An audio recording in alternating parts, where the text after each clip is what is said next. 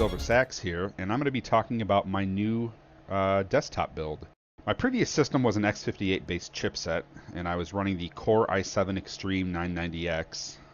For those of you who don't know, that was a 6-core 12-thread processor. I believe it came out in 2011. And I liked that one a lot, and was thinking about either getting a Haswell, a Skylake, or waiting for the Kaby Lake. But this is the first time I built an AMD system, and the more I work with it, the more I feel that it was definitely worth it. I will be putting the system specs and component list in the description below, so if anybody's interested in building a similar system, these would be some compatible parts. Anyway, so the first thing I do when I build a system is I select a processor and I kind of go from there. My goal with this Ryzen build was to go big or go home, and since I was already at home when I made the decision, I picked top of the list, which is the Ryzen 7 1800X. 8 cores, 16 threads. The clock of the processor is 3.6 or 3.7 depending on how it initially shows up, and then I believe a couple of the cores will turbo up to 4.0 if needed. And we'll talk about overclocking a little bit later, because I did go through one of the 3D Mark benchmarks with overclocked Ryzen 7 at 4 gigahertz, and I'll show you the results to that later. Anyway, the next step was to pick a motherboard that I knew was going to be packed with a lot of features, but also one that wasn't ridiculously expensive. So I went with the Gigabyte Aorus AX370 Gaming K7, since it was essentially built for Ryzen and I guess for gaming, since the word gaming is on it. If you're the type of person who likes subtle RGB lighting without having to add it all yourself in your case, this board has it. If you're the type of person who doesn't want RGB lighting, you could just turn it off. Easy as that. Furthermore, with dual sound codecs and lots of USB 3.0 and I believe 3.1 plugins and M.2 slot, this board is packed with a lot of features. I know some people were talking about how they were disappointed it didn't have Wi-Fi on it, but to be honest with you, with a gaming desktop, I'm okay if it doesn't have it. You know, you could always go out and buy an add-on card later, but it also has the killer Ethernet on there. Anyway, when you think of AMD processors, you also think of heat and the need to get rid of it from your system. So after doing some research, it seemed like the Corsair H110i all-in-one liquid cooler would do the job. Nice thing about this specific cooler is that it comes with the AM4 mount. So those of you looking to build a Ryzen computer, the H110i is a great option to go with.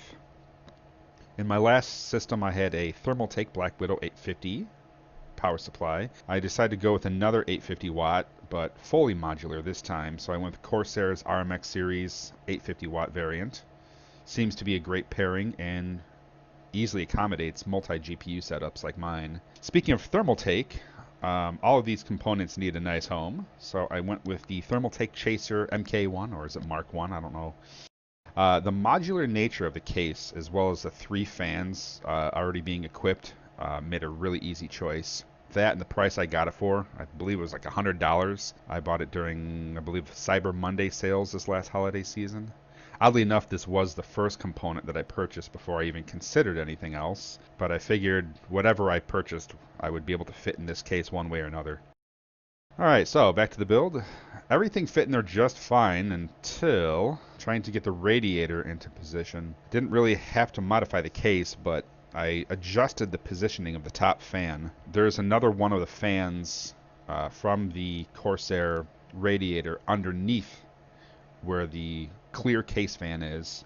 Essentially, I have a push-pull-pull configuration. All the airflow leads out of the case, since the rest of the case fans are intakes.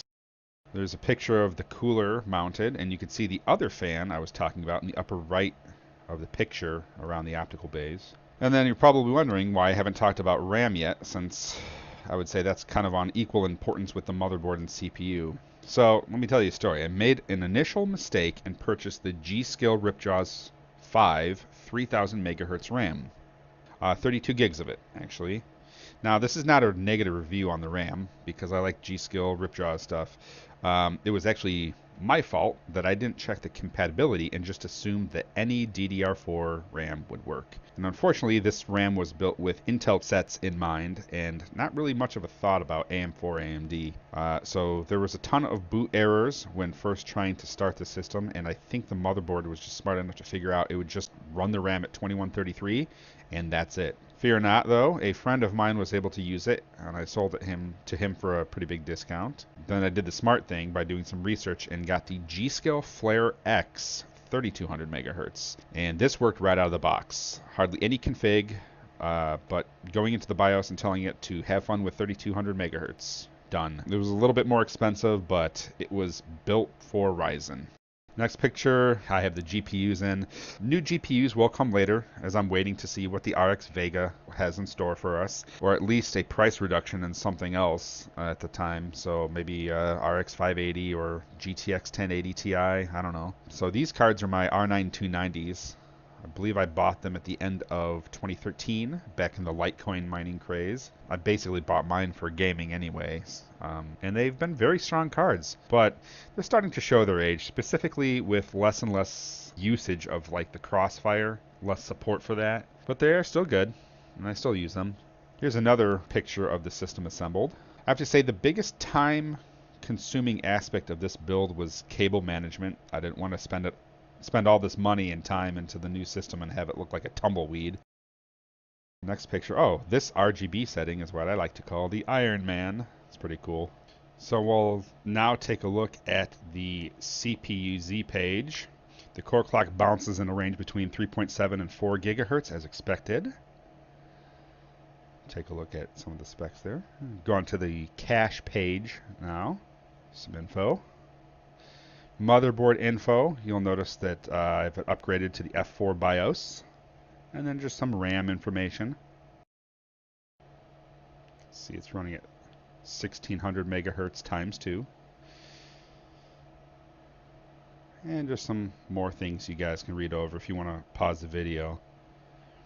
Here's my 3D Mark information. This is where I overclocked the processor to 4 gigahertz. So you can see some of my scores here.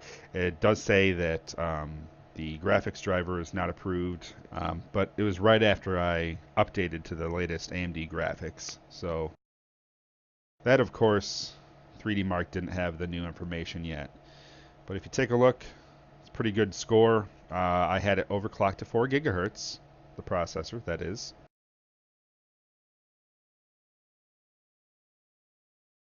It'll show down here that my RAM is sitting basically at 3200 megahertz. Anyway, this is a great build. If you are thinking about making a build like it and you need some more information, feel free to message me. And thank you guys for watching.